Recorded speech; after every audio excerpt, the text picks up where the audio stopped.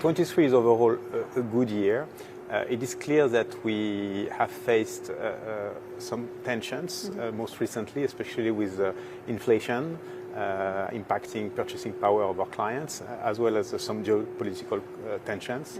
But I would say overall we are happy to be positive versus last year.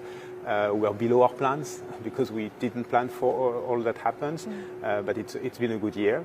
And I would say Christmas in particular is announced to be quite strong at Printemps, with all the enchantment that we're offering to our clients with the theme around paper.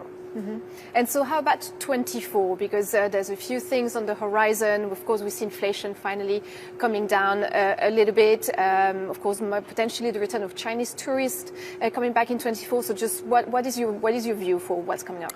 So as I said, when we planned for 23, we were very ambitious because we did a big transformation of Printemps. We opened many new space, many new restaurants. We changed the brand, and the result of 23 is still positive, but below our expectations. For 24, I think we are planning for something more in a more cautious way.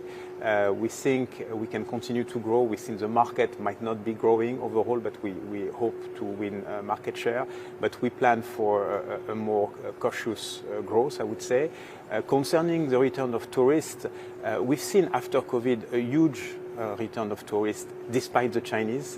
We tripled our business with Americans, for example, pre-COVID versus post-COVID, so that's a very positive sign.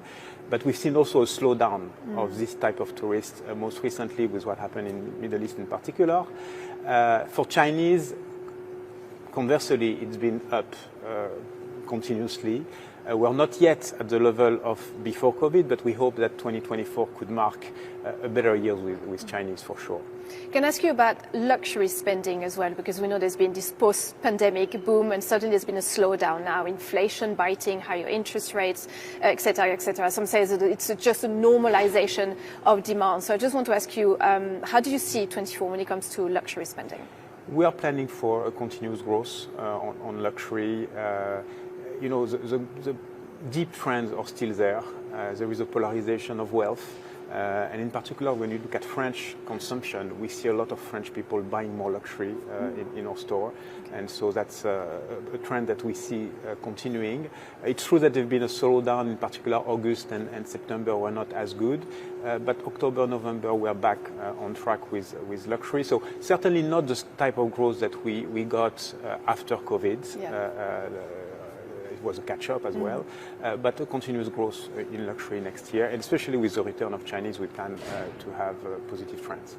And how about the Olympics? Of course, July 24, Paris will play host to the world. Is that a positive boost potentially for your business and for the economy? So when we benchmark what happened in other capitals, it seems that it's not necessarily the 2 weeks or the 4 weeks or 6 weeks if you take the Paralympics period where the business is booming, because Paris might be very busy at that time, but more what happened after the Olympics, because of course Paris will be exposed to the world, and many tourists will go back to Paris after Olympics. So we plan for the end of the year to be much stronger. The period of Olympics games as is, we still think that we can do well. We have amazing space here, the 7e Ciel, which is quite an amazing new space, and we have many brands, corporations, institutions that want to privatize those spaces, either for a party or for a week, so we are also looking at that. So let me ask you about Printemps in particular. Of course, you're mainly in France, but you have one shop in Doha, and you're planning to open in New York next year. So why New York? It's a tough environment out there for department stores. Why do you decide to expand there, and how are you going to make your own market share there? So we know that it's a tough market. We were humble, so we don't go with like an aggressive mindset. Still, we think we can bring something to this market, especially because we're not going to open a regular department store. It's going to be something very different. The format is much smaller. We're talking about 50,000 square foot. So it's not as big as what we have here. It's 10 times smaller than what we have in Paris, for example. And it would be actually more than a store. It will be an hospitality project. We'll have a lot of food. We'll have a lot of services. We'll bring some new brands. So of course there will be shopping, but it's not only shopping.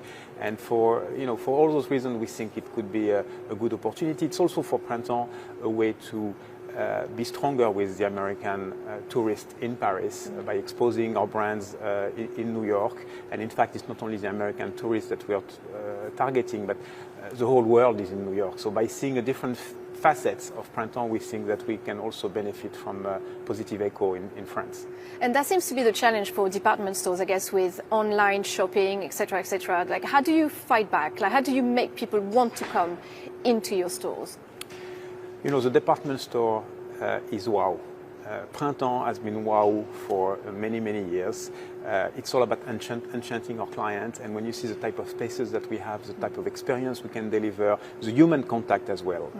Printemps is a leading department store in France when it comes to personal shopper. So we have a level of service that is enriched.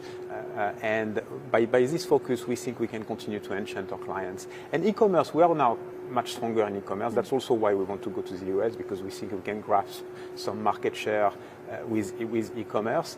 But we still believe that e-commerce is not in competition with the store. We still feel that, and actually we see our clients come to the store because they want human contact, they want to shop with friends or with family, they want to touch a product, they want to discuss with a salesperson or a personal shopper, and that's very difficult to replicate online.